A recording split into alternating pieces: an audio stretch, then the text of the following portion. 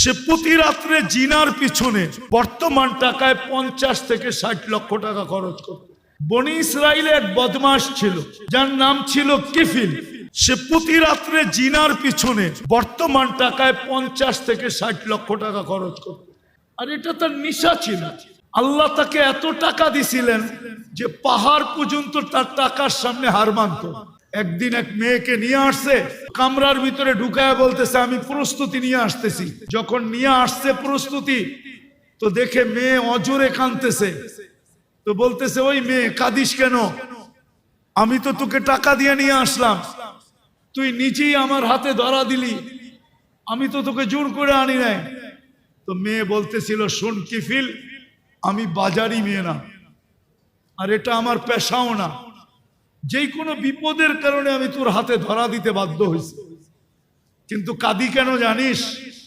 কালকে এই চেহারাটা আল্লাহকে কি করে দেখাবো। এতটুকু কথা তীর মারলে মনে হয় কিফিলের দিলে এত জোরে লাগতো না।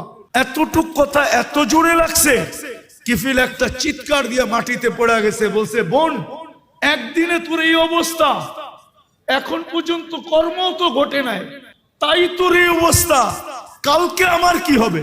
সে একটা চিৎকার দিয়ে মাটিতে পড়ে গেছে আর বলছে বোন, তোর কথা তীরের চেয়ে বেশি আমার দিলে লাগছে।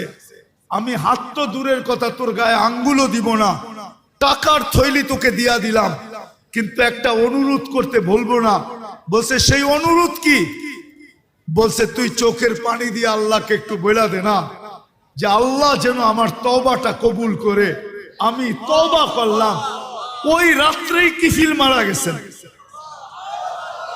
সোনালী অক্ষরে দরজায় লেখা উঠছে, বা ওই জমানার নবীর কাছে পয়গাম আসছে, কদ গফারাল্লাহু লিকিফলিন, আল্লাহ কিফিলকে মাফ করে দিয়েছেন।